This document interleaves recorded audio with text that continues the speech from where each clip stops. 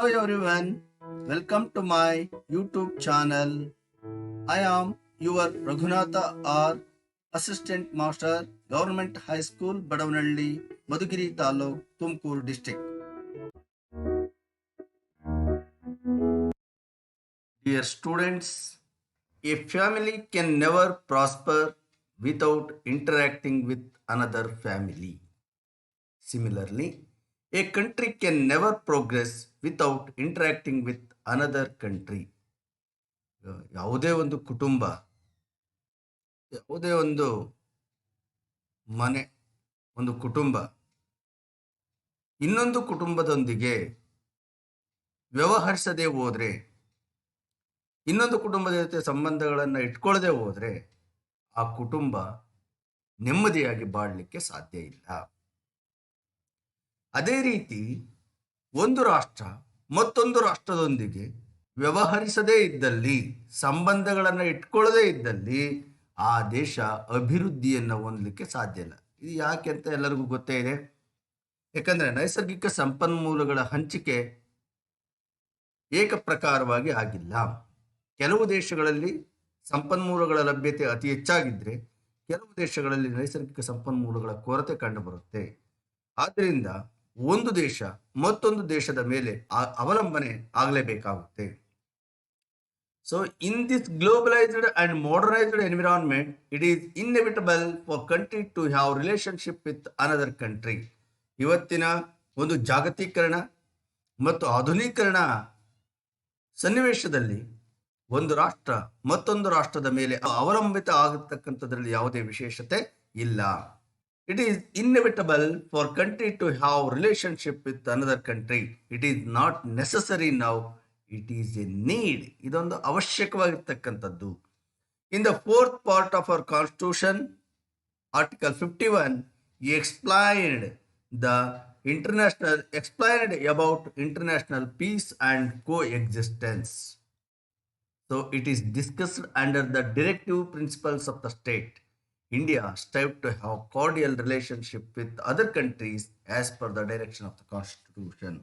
ನಮ್ಮ ಸಂವಿಧಾನದ 51ನೇ ವಿಧಿ ಅಂತಾರಾಷ್ಟ್ರೀಯ ಸಹಕಾರ ಮತ್ತು ಸಹಬಾಳ್ವೆ ಬಗ್ಗೆ ಒತ್ತಿ ಹೇಳುತ್ತೆ. ಸೊ ಅಲ್ಲೇ ನಾವು ತಿಳ್ಕೊಳ್ಬಹುದು, ಒಂದು ರಾಷ್ಟ್ರಕ್ಕೆ ಮತ್ತೊಂದು ರಾಷ್ಟ್ರದ ಒಂದು ಅವಶ್ಯಕತೆ ಯಾಕೆ ಬೇಕು ನಮಗೆ ಅಂತಕ್ಕಂಥದ್ದು ಅದೇ ಒತ್ತಿ ಹೇಳ್ತಕ್ಕಂಥದ್ದು. ಈ ನಿಟ್ಟಿನಲ್ಲಿ ನಾವು ನೋಡಿದಾಗ ಒಂದು ರಾಷ್ಟ್ರ ಅನೇಕ ರಾಷ್ಟ್ರಗಳೊಂದಿಗೆ ಅಥವಾ ತನ್ನ ನೆರೆಹೊರೆಯ ರಾಷ್ಟ್ರಗಳೊಂದಿಗೆ ಸುಮಧುರವಾಗಿರ್ತಕ್ಕಂಥ ಸಂಬಂಧಗಳನ್ನು ಹೊಂದಬೇಕಾಗುತ್ತೆ. So today we are going to discuss about the third unit of political science, India's relationship with other countries. In this chapter, we learn relationship between India and China, relationship between India and Pakistan, relationship between India and Russia, relationship between India and USA. So ಮೊದಲನೇದಾಗಿ ನಾವು ಈಗ India ಮತ್ತು China ಇದರ ಮಧ್ಯೆ ಇರ್ತಕ್ಕಂಥ ಒಂದು ಬಾಂಧವ್ಯ ಎಂಥದ್ದು ಅಂತಕ್ಕಂಥದ್ದನ್ನು ನಾವು ನೋಡೋಣ. Dear children, China is a big country. It is a communist country and also it is a neighboring country of India. It is a neighboring country of India. The relationship between China and India goes back to Mesopotamia and Sindhu Valley civilization. Bharat ಮತ್ತು ಚೀನಾದ ಮಧ್ಯೆ ಇರತಕ್ಕಂಥ ಸಂಬಂಧ ಇವತ್ತು ನಿನ್ನೆಯದಲ್ಲ ಅಥವಾ ಹಿಂದೆ ಆಳಿರ್ತಕ್ಕಂಥ ರಾಜರ ಕಾಲದ್ದಲ್ಲ. ಇದು ಮೆಸೊಪಟೋಮಿಯಾ ಮತ್ತು ಸಿಂಧೂ ಕಣಿವೆ ನಾಗರಿಕತೆಯ ಕಾಲಕ್ಕೆ ಸೇರಿರ್ತಕ್ಕಂಥದ್ದು. ಅಂದರೆ ಅಷ್ಟು ಹಳೆಯದಾಗಿರ್ತಕ್ಕಂಥ ಒಂದು ಸಂಬಂಧ ಚೀನಾ ಮತ್ತು ಭಾರತದ ಮಧ್ಯೆ ಇತ್ತು ಅಂತಕ್ಕಂಥದ್ದು ಉಲ್ಲೇಖಿತವಾಗಿರ್ತಕ್ಕಂಥ ವಿಚಾರ. Even before the advent of Buddhism and the ancient Vedic civilization showed some evidence of conceptual and linguistic changes. ಬೌದ್ಧ ಧರ್ಮ ಉದಯ ಆಗೋದಕ್ಕಿಂತ ಮೊದಲು ವೇದಿಕ್ ಕಾಲದಲ್ಲಿ, ಅಂದರೆ ವೇದಗಳ ಕಾಲದಲ್ಲೇ ಭಾರತ ಮತ್ತು ಚೈನಾ ಮಧ್ಯೆ ಒಂದು ಒಳ್ಳೆಯ ಸಂಬಂಧ ಇತ್ತು ಅಂತ ಹೇಳಿ ತೋರಿಸ್ತಕ್ಕಂಥ ಅನೇಕ ಉಲ್ಲೇಖಗಳನ್ನು ನಾವಿವತ್ತು ನೋಡಬಹುದಾಗಿದೆ. ಸೊ ವೇದಗಳ ಕಾಲದಲ್ಲಿ ಕೃತಿಗಳ ರಚನೆಯಲ್ಲಿ ಬಳಕೆಯಾಗಿರ್ತಕ್ಕಂಥ ಅನೇಕ ಪದಗಳನ್ನು ನಾವು ಚೈನಾದಲ್ಲೂ ಸಹ ಕಾಣಬಹುದಾಗಿತ್ತು. Buddhism originated in India has found wide acceptance in China.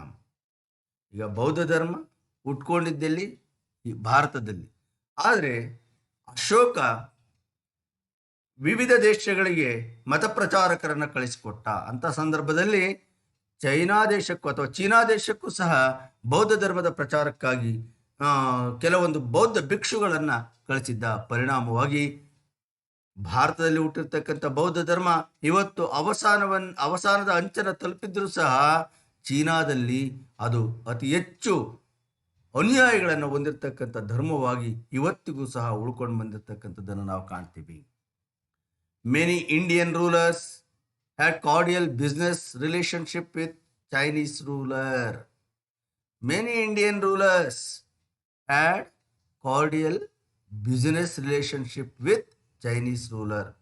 ಭಾರತದ ಅನೇಕ ದೊರೆಗಳು ಚೈನಾದೊಂದಿಗೆ ಉತ್ತಮವಾಗಿರ್ತಕ್ಕಂಥ ಚೈನಾದ ರಾಜರೊಂದಿಗೆ ಮಿಂಗ್ ಸಂತತಿಯ ರಾಜರಿರ್ಬೋದು ಅಥವಾ ಬೇರೆ ಸಂತತಿಯ ರಾಜರಿರ್ಬೋದು, ಆ ಎಲ್ಲ ರಾಜರೊಂದಿಗೆ ಸುಮಧುರವಾಗಿರ್ತಕ್ಕಂಥ ವಾಣಿಜ್ಯ ಸಂಬಂಧಗಳನ್ನು ಹೊಂದಿದ್ರು.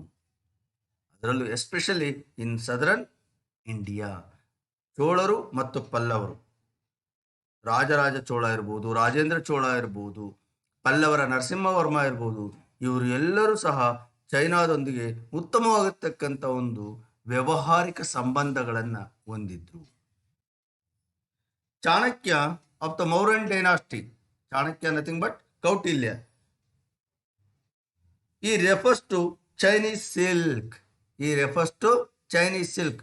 ಚೈನಾದ ರೇಷ್ಮೆ ಬಗ್ಗೆ ಇವನು ತನ್ನ ಕೃತಿಯಲ್ಲಿ ಉಲ್ಲೇಖವನ್ನು ಮಾಡಿರ್ತಕ್ಕಂಥದ್ದನ್ನು ನಾವು ಕಾಣಬಹುದು. ಈ refers to Chinese silk as ಚೈನಿ ಪಟ್ಟ ಅಥವಾ ಚೀನಿ ಪಟ್ಟ ಅಂತಕ್ಕಂಥ ಮಾತನ್ನ ಇವನು ತನ್ನ ಕೃತಿಯಲ್ಲಿ ಉಲ್ಲೇಖಿಸಿರೋದನ್ನು ನಾವು ನೋಡ್ತೀವಿ. ಆ ಕೃತಿ ಯಾವ್ದಪ್ಪ ಅಂದರೆ ಅರ್ಥಶಾಸ್ತ್ರ. ಅಷ್ಟೇ ಅಲ್ಲ, the silk trade between China and India is discussed in ಅರ್ಥಶಾಸ್ತ್ರ. ಭಾರತ ಮತ್ತು ಚೀನಾದ ಮಧ್ಯೆ ಒಂದು ಒಳ್ಳೆಯ ವ್ಯಾವಹಾರಿಕ ಸಂಬಂಧ ಇತ್ತು. ಚೀನಾ ಮತ್ತು ಭಾರತದ ಮಧ್ಯೆ ಇರ್ತಕ್ಕಂಥ ರಾಜತಾಂತ್ರಿಕ ಮಾರ್ಗ ಏನಿತ್ತು, ಆ ಒಂದು ವ್ಯವಹಾರವನ್ನು ಮಾಡ್ತಕ್ಕಂಥ ಮಾರ್ಗ ಏನಿತ್ತು, ಅದನ್ನ ಸಿಲ್ಕ್ ಟ್ರೇಡ್ ಅಂತಲೇ ಕರೀತಾ ಇದ್ರು. ಎಸ್ಪೆಷಲಿ ಚೀನಾದಿಂದ ಉತ್ತಮವಾಗಿರ್ತಕ್ಕಂಥ ರೇಷ್ಮೆ ಭಾರತಕ್ಕೆ ಆಮದಾಗ್ತಾ ಇತ್ತು. ಇಂಥ ಸಿಲ್ಕ್ ಟ್ರೇಡ್, ಒಂದು ಸಿಲ್ಕ್ ವ್ಯಾಪಾರ ಇತ್ತು ಅಂತಕ್ಕಂಥದ್ರ ಬಗ್ಗೆ ನಮಗೆ ಆಳವಾಗಿರ್ತಕ್ಕಂಥ ಮಾಹಿತಿಯನ್ನು ಕೊಡ್ತಕ್ಕಂಥ ಪುಸ್ತಕ ಯಾವುದಪ್ಪ ಅಂದರೆ ಕೌಟಿಲ್ಯನ ಅರ್ಥಶಾಸ್ತ್ರ. So India became independent country in 1947. When India got independence, it became sovereign country. In the same manner, China is also once upon a time colonial country of the European countries. But it is also got independence and it became a sovereign country. After the emergence of India and China as two sovereign republics, their mutual relationship were guided by Panchashila principles. ಆಗ China ಮತ್ತು ಭಾರತ ದೇಶ ಸ್ವತಂತ್ರ ಸಾರ್ವಭೌಮ ರಾಷ್ಟ್ರಗಳಾಗಿ ಉದಯ ಆದ ನಂತರ ಇವುಗಳ ಒಂದು mutual relationship, ಪರಸ್ಪರ ಸಂಬಂಧಗಳು ಸುಧಾರಣೆ ಆಗಿದ್ದು ಯಾವುದ್ರ ಮೂಲಕಪ್ಪ ಅಂತಾರೆ? ಪಂಚಶೀಲ ತತ್ವಗಳ ಮೂಲಕ. ನಾವು ಈಗಾಗಲೇ ಕಳೆದ ತರಗತಿಯಲ್ಲಿ ಚರ್ಚೆ ಮಾಡಿದ ಹಾಗೆ the Jawaharlal Nehru, the first prime minister of India, signed Panchsheel agreement with his Chinese counterpart Zhou Enlai in 1954. Jawaharlal Nehru ಭಾರತದ ಪ್ರಥಮ ಪ್ರಧಾನಮಂತ್ರಿಗಳು ತನ್ನ ಸಹವರ್ತಿಯಾಗಿರ್ತಕ್ಕಂಥ ಚೀನಾದ ಅಧ್ಯಕ್ಷ ಚೌ ಎನ್ ಲಾಯ್ ಅವರೊಂದಿಗೆ ಸೇರಿ ಪಂಚಶೀಲ ತತ್ವಗಳಿಗೆ ಇವರು ಸಹಿಯನ್ನ ಹಾಕಿದ್ರು. However, the Panchashila agreement was short-ended with Chinese aggression in 1962. 1962ರಲ್ಲಿ 1954ಕ್ಕೆ Panchsheel ಒಪ್ಪಂದಗಳಿಗೆ ಸಹಿಯನ್ನು ಹಾಕಿದ್ರು. ಆದರೆ ಇಟ್ ವೆರಿ ಶಾರ್ಟ್, ಇದು ತುಂಬ ಕಡಿಮೆ ಅವಧಿಯಲ್ಲಿ ಚೀನಾ ಭಾರತದ ಮೇಲೆ ದಾಳಿಯನ್ನು ಮಾಡಿತು 1962ರಲ್ಲಿ. ಇದಕ್ಕೆ ಕಾರಣ escalation of Tibetan crisis. Escalation means rapid increase Tibetan crisis. ಟಿಬೆಟ್ಟಿನ ಬಿಕ್ಕಟ್ಟು, ಈ ಟಿಬೆಟ್ಟಿನ ಬಿಕ್ಕಟ್ಟು ಎಷ್ಟು ಮಟ್ಟಿಗೆ ಕಾರಣ ಆಯ್ತು ಅಂತಾರೆ, ಟಿಬೆಟ್ ಮೇಲೆ ಚೀನಾ ದಾಳಿಯನ್ನು ಮಾಡ್ತು. ಆ ಟಿಬೆಟ್ಟಿನ ಮೇಲೆ ಚೀನಾ ದಾಳಿಯನ್ನು ಮಾಡಿದಂಥ ಸಂದರ್ಭದಲ್ಲಿ ಅಲ್ಲಿರ್ತಕ್ಕಂಥ ದಲೈಲಾಮ, ಧರ್ಮಗುರುವಾಗಿರ್ತಕ್ಕಂಥ ದಲೈಲಾಮ ಲಕ್ಷಾಂತರ ಬೌದ್ಧ ಭಿಕ್ಷುಗಳೊಂದಿಗೆ ಭಾರತವನ್ನು ಪ್ರವೇಶ ಮಾಡ್ದ. ಸೊ ಹಾಗೆ ಭಾರತಕ್ಕೆ ಬಂದಿರತಕ್ಕಂಥ ದಲೈಲಾಮ ಹಾಗೂ ಅವರ ಅನುಯಾಯಿಗಳಿಗೆ ಭಾರತ ಸರ್ಕಾರ ಏನು ಮಾಡ್ತು, ಆಶ್ರಯವನ್ನು ಕೊಡ್ತು. ಇದು ಚೀನಾದ ಕೆಂಗಣ್ಣಿಗೆ ಗುರಿಯಾಯಿತು. ಪರಿಣಾಮವಾಗಿ ಚೀನಾ 1962ರಲ್ಲಿ ಭಾರತ ಮೇಲೆ ದಾಳಿಯನ್ನು ಮಾಡ್ತು. A war broke between India and China in 1962 due to the escalation of Tibetan crisis. Why did China invade India in 1962? Due to the escalation of Tibetan crisis, China invade India in 1962. After the war, border dispute arose and these disputes still remain resolved. Tibetan crisis ಏನಿತ್ತು ಅದು ಮುಕ್ತಾಯ ಆಗೇ ಇಲ್ಲ. ಇವತ್ತಿಗೂ ಸಹ ಭಾರತದಲ್ಲಿರ್ತಕ್ಕಂಥ ಟಿಬೇಟನ್ನರಿಗೆ ರಕ್ಷಣೆಯನ್ನು ಕೊಡ್ತಾ ಇದೆ. ಇದು ಚೀನಾಕ್ಕೆ ಅಸಮಾಧಾನವನ್ನು ಉಂಟು ಮಾಡ್ತಾ ಇದೆ. ಹಾಗಾಗಿ ಅಂದಿನಿಂದಲೂ ಭಾರತದ ಮೇಲೆ ಚೀನಾ ಬುಸುಗುಡ್ತಾ ಇದೆ. ಸೊ ಪರಿಣಾಮವಾಗಿ 1962 ನಂತರ ಬಾರ್ಡರ್ ಡಿಸ್ಪ್ಯೂಟ್ ಅರೋಸ್, ಈ ಒಂದು ಗಡಿತಂಟೆಗಳು ಶುರುವಾದವು. And these dispute still remain resolved. ಇವತ್ತಿಗೂ ಸಹ ಬಗೆಹರಿದಿಲ್ಲ. ಇವತ್ತಿಗೂ ಡೋಕ್ಲಾಮ್ ಬಿಕ್ಕಟ್ಟಿದೆ. ಡೋಕ್ಲಾಮ್ನಲ್ಲಿ ಗಡಿ ತಂಟೆಯನ್ನು ಮಾಡ್ತು. ಅಲ್ಲೂ ಭಾರತ ಸೈನ್ಯ ಪ್ರತಿಭಟನೆಯನ್ನು ಪ್ರತಿಭಟಿಸಿದಾಗ ಭಾರತ ಪ್ರತಿರೋಧವನ್ನು ತಾಳಕ್ಕಾಗದಿರ್ತಕ್ಕಂಥ ಚೈನಾ ಕಾಲ್ಕಿತ್ತು, ಹಿಂದಕ್ಕೂ ಹೋಯಿತು. ಅದಾದಮೇಲೆ ಸಿಕ್ಕಿಂನಲ್ಲಿ ಅಲ್ಲೂ ಸಹ ಗಡಿ ತಂಟೆಯನ್ನು ಶುರು ಮಾಡ್ತು. ಮೊನ್ನೆ ಗಾಲ್ವಾನ್ ವ್ಯಾಲಿಯಲ್ಲಿ ನಡೆದಿರ್ತಕ್ಕಂಥ, ಗಾಲ್ವಾನ್ ಕಣಿವೆಯಲ್ಲಿ ನಡೆದಿರ್ತಕ್ಕಂಥ ಈ ಒಂದು ಚೈನಾ ಮತ್ತು ಭಾರತೀಯ ಸೈನ್ಯಗಳ ನಡುವೆ ತಿಕ್ಕಾಟಾಗಿ ಸುಮಾರು 20 ಜನ ಭಾರತೀಯ ಸೈನಿಕರನ್ನು ಅವರು ಸಾಯಿಸಿದರು ಅಂತಕ್ಕಂಥ ಮಾತಿದೆ. ಅದಕ್ಕೆ ಪ್ರತಿಯಾಗಿ ಸುಮಾರು 45ಕ್ಕಿಂತ ಹೆಚ್ಚು ಚೀನಾ ಸೈನಿಕರನ್ನು ಭಾರತೀಯ ಸೈನಿಕರು ಸದೆಬಡಿದ್ರು. ಅಷ್ಟಲ್ಲದೆ ಪ್ಯಾಂಗಾಂಗ್ ಸರೋವರದ ಉತ್ತರ ದಂಡೆಗೆ ಸಂಬಂಧಪಟ್ಟಂತೆ ಭಾರತದ ಗಡಿಯೊಳಗೆ ನುಗ್ಗಿರ್ತಕ್ಕಂಥ ಚೈನಾ ಇದು ನಂದು ಅಂತಕ್ಕಂಥ ಹಕ್ಕನ್ನು ಪ್ರತಿಪಾದನೆ ಮಾಡಲಿಕ್ಕೆ ಹೋದಾಗ ಅದನ್ನು ಭಾರತದ ಸೇನೆ ನಿರಾಕರಿಸಿ ಅವರನ್ನು ಹಿಂದಕ್ಕೆ ಕಳಿಸಿರ್ತಕ್ಕಂಥದ್ದನ್ನು ನಾವು ಇವತ್ತಿಗೂ ನೆನಪಿಡ್ಬೋದು. ಈಗಲೂ ಸಹ ಫಿಂಗರ್ 8 ಪ್ರದೇಶದಲ್ಲಿ ಚೈನಾ ಸೈನಿಕರು ಇನ್ನೂ ಇದ್ದಾರೆ. ಅವ್ರನ್ನ ವಾಪಸ್ ಕಳಿಸ್ತಕ್ಕಂಥ ಪ್ರಕ್ರಿಯೆ ಆರಂಭ ಆಗಿರ್ತಕ್ಕಂಥದ್ದನ್ನು ನಾವು ಪತ್ರಿಕೆಗಳಲ್ಲಿ ಓದ್ಬೋದು. So the border dispute arose and these disputes still remain resolved. The insistence of China that Arunachal Pradesh belongs to it is one of the main bone of contention between the two countries. The insistence means the demand of China ಏನಪ್ಪ ಅಂತಂದರೆ ಅರುಣಾಚಲ ಪ್ರದೇಶ ನಂದು ಅಂತಕ್ಕಂಥ ಮಾತಾದರು. ಅರುಣಾಚಲ ಪ್ರದೇಶ ನನಗೆ ಸೇರಬೇಕಾಗಿರ್ತಕ್ಕಂಥ ಭೂಭಾಗ.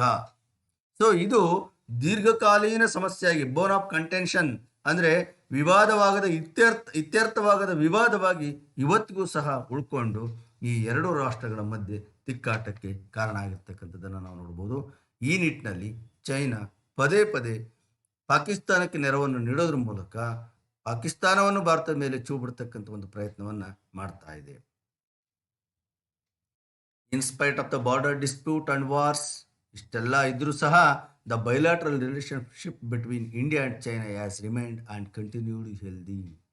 ಇವತ್ತಿಗೂ ಸಹ China ಮತ್ತು ಭಾರತದ ಮಧ್ಯೆ ಸಂಬಂಧಗಳು ಹಾಗೆ ಉಳ್ಕೊಂಡಿದ್ದಾವೆ ಅಂತಂದೇಳಿ ನಾವು ಅಂದ್ಕೋಬೋದು. ಆದರೆ ಇತ್ತೀಚೆಗಿನ ಇದೆ ಗಾಲ್ವಾನ್ ವ್ಯಾಲಿಯಲ್ಲಿ ಭಾರತದ ಸೈನಿಕರನ್ನು ಯಾವಾಗ ಚೀನಾ ಸೈನಿಕರು ಮೋಸದಿಂದ ಕೊಲ್ಲಲಿಕ್ಕೆ ಶುರು ಮಾಡಿರೋ ಅಂಥ ಸಂದರ್ಭದಲ್ಲಿ ಭಾರತ ಏನು ಮಾಡ್ತು, ಅದಕ್ಕೆ ಪ್ರತೀಕಾರವಾಗಿ ಚೀನಾದ ಎಷ್ಟೋ ಆ್ಯಪ್ಗಳನ್ನು ನಿಷೇಧ ಮಾಡ್ತು. ಚೀನಾದಿಂದ ಬರ್ತಕ್ಕಂಥ ಅನೇಕ ಸರಕುಗಳನ್ನು ಇವತ್ತಿಗೂ ಸಹ ಭಾರತ ನಿಲ್ಲಿಸಿದೆ, ಆಮದು ಮಾಡ್ಕೊಳ್ತಕ್ಕಂಥದ್ದನ್ನು ನಿಲ್ಲಿಸಿದೆ. Both are the densely populated countries. ಈ ಎರಡು ದೇಶಗಳು ಅತ್ಯಂತ ಜನಭರಿತ ರಾಷ್ಟ್ರಗಳು. ಯಾಕಂದರೆ ಇಡೀ ವರ್ಲ್ಡಲ್ಲಿ ಅತಿ ಹೆಚ್ಚು ಜನಸಂಖ್ಯೆ ಹೊಂದಿರತಕ್ಕಂಥ ರಾಷ್ಟ್ರ ಚೀನಾ, ಅದನ್ನು ಬಿಟ್ಟರೆ India.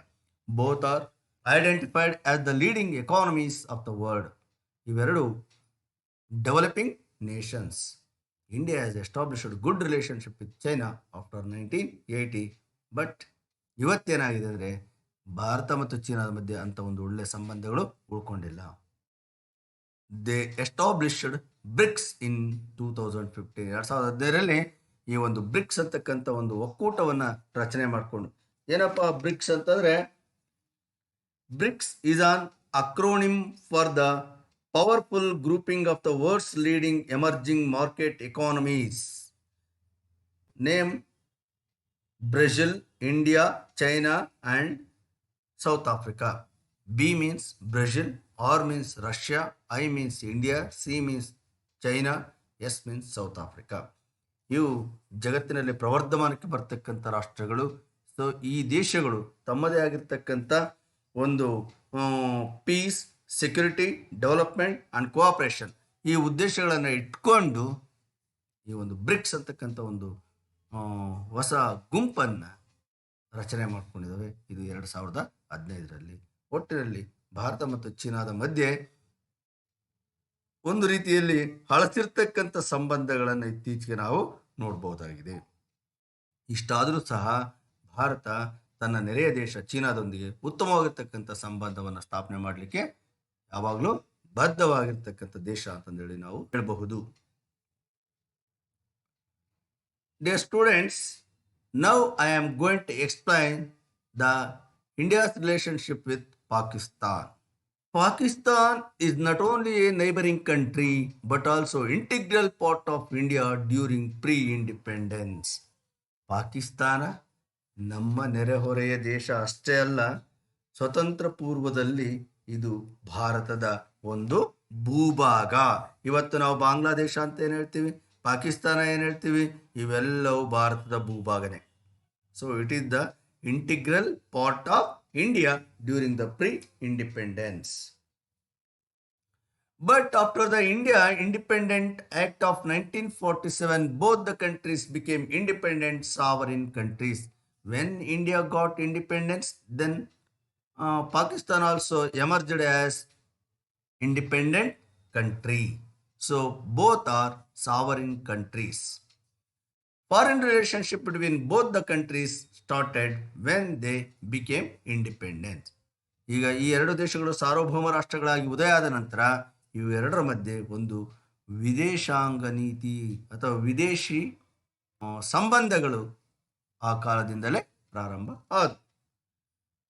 But some issues create tension between India and Pakistan. The issues like terrorism, Jammu and Kashmir issue, and water sharing disputes, and some other create tension between India and Pakistan. Both the countries have fought 3 wars. India and Pakistan have fought 3 wars. ಯಾವಾಗ 1965, 1971, 1999. 1965 1965ರಲ್ಲಿ, 1971ರಲ್ಲಿ, 1999ರಲ್ಲಿ 3 ಸಾರಿ ಭಾರತ ಮತ್ತು ಪಾಕಿಸ್ತಾನದ ಮೇಲೆ ಯುದ್ಧ ಆಗಿದೆ. 1999ರಲ್ಲಿ ಈ ಒಂದು ಕಾರ್ಗಿಲ್ ಯುದ್ಧ ನಡೆದು ಭಾರತದ ಸೇನೆ ಪಾಕಿಸ್ತಾನದಿಂದ ಪ್ರಚೋದಿಸಲ್ಪಟ್ಟಂಥ ಉಗ್ರರನ್ನ ಮತ್ತು ಪಾಕಿಸ್ತಾನಿ ಸೈನಿಕರನ್ನು ಸದೆಬಡಿದು ಭಾರತದ ಭೂಭಾಗದಿಂದ ಒಡೆದೋಡಿಸಿ ಈ ಒಂದು ಟೈಗರ್ ಹಿಲ್ ಅಂತಕ್ಕಂಥ ಪ್ರದೇಶವನ್ನು ವಶಪಡಿಸ್ಕೊಳ್ತು. ಕಾರ್ಗಿಲ್ ಹತ್ರ ಇರ್ತಕ್ಕಂಥ tiger ಹಿಲ್ಲನ್ನು ವಶಪಡಿಸ್ಕೊಳ್ತು. So in order to improve the bilateral ties between both the countries, many agreements entered.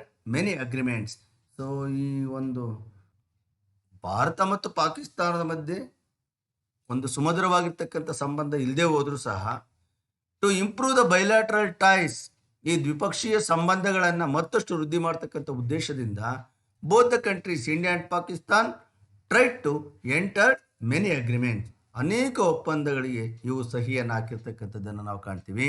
ಅಂತ ಅಗ್ರಿಮೆಂಟ್ ಯಾವಪ್ಪ ಅಂದರೆ Tashkent agreement, Shimla agreement, Lahore bus ಯಾತ್ರಾ, ಆಗ್ರಾ ಕಾನ್ಫರೆನ್ಸ್. ಆದರೆ but agreements like this have yielded very less. ಇವುಗಳ ಫಲಶ್ರುತಿ ಏನಪ್ಪ ಅಂದರೆ ಏನಂದರೆ ಏನೂ ಇಲ್ಲ. ತಾಷ್ಕೆಂಟ್ ಅಗ್ರಿಮೆಂಟ್ ಆಗಿರ್ಬೋದು, ಶಿಮ್ಲಾ ಅಗ್ರಿಮೆಂಟ್ಸ್ ಆಗಿರ್ಬೋದು, ಲಾಹೋರ್ ಬಸ್ ಯಾತ್ರಾ ಅಂತಂದರೆ ಇದು ವಾಜಪೇಯಿ ಅವರು ಬಸ್ಸಲ್ಲಿ, ಅಂದರೆ ಒಂದು ಬಸ್ ಭಾರತದಿಂದ ಲಾಹೋರ್ಗೆ ಒಂದು ಬಸ್ ಸಂಚಾರವನ್ನು ಏರ್ಪಡಿಸಿದ್ರು. ಸೊ ಆ ಮೂಲಕ ಭಾರತ ಮತ್ತು ಪಾಕಿಸ್ತಾನ ಮಧ್ಯೆ ಒಂದು ಒಳ್ಳೆ ಸಂಬಂಧವನ್ನು ಉಂಟು ಮಾಡಬೇಕು. ಭಾರತದಿಂದ ಹೊರಡ್ತಕ್ಕಂಥ ಬಸ್ಸು ಲಾಹೋರ್ಗೆ ಹೋಗಿ ಲಾಹೋರಿಂದ ಮತ್ತೆ ಭಾರತಕ್ಕೆ ಬರ್ತಾ ಇತ್ತು. ಸೊ ಆ ಮೂಲಕ ಭಾರತ ಮತ್ತು ಪಾಕಿಸ್ತಾನ ಮಧ್ಯೆ ಜನ ಓಡಾಡಲಿಕ್ಕೆ ಅವಕಾಶವನ್ನು ಮಾಡಿಕೊಡ್ತಕ್ಕಂಥ ಒಂದು ಉದ್ದೇಶವನ್ನು ಇಟ್ಕೊಂಡು ಇಲ್ಲಿಂದ ಬಸ್ಸಲ್ಲಿ ಲಾಹೋರ್ಗೆ ಹೋಗಿದ್ರು. ಆದರೆ ಅದರ ಪರಿಣಾಮ ಏನಾಯ್ತಪ್ಪ ಅಂತಂದರೆ ಕಾರ್ಗಿಲ್ ಯುದ್ಧಕ್ಕೆ ಕಾರಣ ಆಯಿತು. ಅದೇ ರೀತಿ ಆಗ್ರಾ ಕಾನ್ಫರೆನ್ಸ್, ಭಾರತದ ಒಂದು ಆಗ್ರಾ ಏನಿದೆ, ಆಗ್ರಾದಲ್ಲಿ ಒಂದು ಶೃಂಗ ಸಮ್ಮೇಳನವನ್ನು ನಡೆಸಿದರು. ಅದು ಪಾಕಿಸ್ತಾನದ ಅಧ್ಯಕ್ಷ ಆಗಿರ್ತಕ್ಕಂಥ ಪರ್ವೇಜ್ ಮುಷರಫ್ ಆಗ್ರಾ ಶೃಂಗಸಭೆಯಲ್ಲಿ ಪಾಲ್ಗೊಂಡಿದ್ದ. ಆದರೆ ಯಾವುದೇ ರೀತಿಯಾಗಿರ್ತಕ್ಕಂಥ ಫಲಶ್ರುತಿ ಆ ಒಂದು ಸಭೆಯಿಂದ ಹೊರಹೊಮ್ಮಲಿಲ್ಲ. This is because in spite of these bilateral talk, ಈ ಒಂದು ಬೈಲಾಟ್ರಲ್ ಒಪ್ಪಂದಗಳು, ಮಾತುಕತೆಗಳು, ದ್ವಿಪಕ್ಷೀಯ ಮಾತುಕತೆಗಳಿಂದ ಯಾವುದೇ ರೀತಿಯಾಗಿರ್ತಕ್ಕಂಥ ಫಲಶ್ರುತಿ ಆಗಲಿಲ್ಲ. ಸೊ ಇವು ಏನಾಯ್ತು ಅಂತಂದರೆ, ಇವುಗಳನ್ನು ಬೈಲಾಟ್ರಲ್ ಅಗ್ರಿಮೆಂಟ್ ಯಾಕೆ ಸಕ್ಸಸ್ಫುಲ್ ಆಗಲಿಲ್ಲ ಅಂತಂದರೆ ಇದಕ್ಕೆ ಕಾರಣ ಪಾಕಿಸ್ತಾನ ಪದೇ ಪದೇ ಭಾರತದ ಮೇಲೆ ಉಗ್ರರನ್ನು ಬಿಡ್ತಕ್ಕಂಥದ್ದು. ನೋಡಿ, attack on Indian parliament house in 2001, ಭಾರತದ ಪಾರ್ಲಿಮೆಂಟ್ ಹೌಸ್ ಮೇಲೆ ನಡೆದಿರ್ತಕ್ಕಂಥ ದಾಳಿ 2001ರಲ್ಲಿ, ಮುಂಬೈ ತಾಜ್ ಹೋಟೆಲ್ ಮೇಲೆ ನಡೆದಿರ್ತಕ್ಕಂಥ ದಾಳಿ 2007ರಲ್ಲಿ, and Pathankot attack in 2016, and also Pulwama attack in 2019, February 14th, 2019, ಸುಮಾರು 40 ಜನ ಅಲ್ಲಿರ್ತಕ್ಕಂಥ ಭಾರತೀಯ ಯೋಧರನ್ನ ಈ ಒಂದು ಉಗ್ರಗಾಮಿಗಳು, ಜೈಷ್ ಇ ಮೊಹಮ್ಮದ್ ಸಂಘಟನೆಗೆ ಸೇರಿರ್ತಕ್ಕಂಥ ಉಗ್ರಗಾಮಿಗಳು ಹೊಡೆದಾಕಿದ್ರು. ಸೊ ಈ ಎಲ್ಲ ಅಟ್ಯಾಕ್ನ ಹಿಂದೆ ಯಾರಿದ್ದಾರಪ್ಪ ಅಂದರೆ ಪಾಕಿಸ್ತಾನ ಇದೆ. ಹಾಗಾಗಿ ಪಾಕಿಸ್ತಾನದೊಂದಿಗಿನ ದ್ವಿಪಕ್ಷೀಯ ಮಾತುಕತೆಗಳು ಯಾವುದೇ ರೀತಿಯಾಗಿರ್ತಕ್ಕಂಥ ಫಲವನ್ನು ಇದುವರೆಗೂ ಕೊಟ್ಟಿಲ್ಲ. These continued affecting the quality of the bilateral relationship, ಇವು ಈ ಒಂದು ದ್ವಿಪಕ್ಷೀಯ ಸಂಬಂಧಗಳ ಸುಧಾರಣೆಯ ಮೇಲೆ ಪರಿಣಾಮವನ್ನು ಬೀರ್ತಾ ಇದ್ದಾವೆ. ಇವು ಬೈಲ್ಯಾಟ್ರಲ್ ರಿಲೇಷನ್ಶಿಪ್ ಏನಿದೆ, ದ್ವಿಪಕ್ಷೀಯ ಸಂಬಂಧಗಳು ಸುಮಧುರವಾಗಿ ಉಳಿಲಿಕ್ಕೆ ಈ ಒಂದು ಅಟ್ಯಾಕು, ಈ ಒಂದು ದಾಳಿಗಳು ಬಿಡ್ತಾ ಇಲ್ಲ. There are few similarities between the two countries. ಇಷ್ಟೆಲ್ಲ ಕಿತ್ತಾಡ್ಕೊಂಡಿದ್ರೂ ಸಹ ಈ ಎರಡೂ ದೇಶಗಳ ಮಧ್ಯೆ ಸಮಾನವಾಗಿರ್ತಕ್ಕಂಥ ಹೋಲಿಕೆಗಳಿದ್ದಾವೆ. ಏನಪ್ಪ ಅಂತಂದರೆ, both share common cultural and economic ties and the mutual exchange in both the fields of continue. ಇವು ಒಂದೇ ರೀತಿಯಾಗಿರ್ತಕ್ಕಂಥ ಸಾಂಸ್ಕೃತಿಕ ಆರ್ಥಿಕ ಸಂಬಂಧಗಳನ್ನು ಈ ಎರಡೂ ದೇಶಗಳು ಹೊಂದಿದೆ. ಯಾಕಂದರೆ ಪಾಕಿಸ್ತಾನ ಒಂದು ಹೊಸ ರಾಷ್ಟ್ರ ಏನಲ್ಲ, ಅದು ಭಾರತದ ಒಂದು ಭೂಭಾಗ ಆಗಿತ್ತು. The mutual trade relationship have continued ever since independence. Bharat ಈ ಒಂದು ಸ್ವತಂತ್ರ ಪೂರ್ವದಿಂದಲೂ ಸಹ ಈ ಒಂದು ವ್ಯವಹಾರ ಸಂಬಂಧಗಳು ಹಾಗೇನೆ ಮುಂದುವರ್ಕೊಂಡು ಹೋಗ್ತಾ ಇದ್ದಾವೆ. ಇವತ್ತಿಷ್ಟಿದ್ರೂ ಸಹ ಭಾರತದಿಂದ ಅನೇಕ ವಸ್ತುಗಳು ಪಾಕಿಸ್ತಾನಕ್ಕೆ ಹೋಗ್ತಕ್ಕಂಥದ್ದನ್ನು ನಾವು ಕಾಣ್ತೀವಿ. Similarly both have responded to each other's needs during emergency and natural calamity. ನೈಸರ್ಗಿಕ ಅವಘಡಗಳ ಸಂದರ್ಭದಲ್ಲಿ ಮತ್ತು ತುರ್ತು ಸ್ಥಿತಿಯ ಸಂದರ್ಭದಲ್ಲಿ ಒಂದಕ್ಕೊಂದು ಸಹಾಯ ಮಾಡ್ತಕ್ಕಂಥದ್ದು ಇವತ್ತು ಸಹ ಮುಂದುವರ್ಕೊಂಡು ಬರ್ತಾ ಇದೆ. ಆದರೆ ಪಾಕಿಸ್ತಾನ ಕಾಶ್ಮೀರದ ವಿಚಾರದಲ್ಲಿ ಪದೇ ಪದೇ ಮೂಗು ತೋರಿಸ್ತಕ್ಕಂಥದ್ದನ್ನು ನಾವು ಇವತ್ತು ಕಾಣಬಹುದಾಗಿದೆ.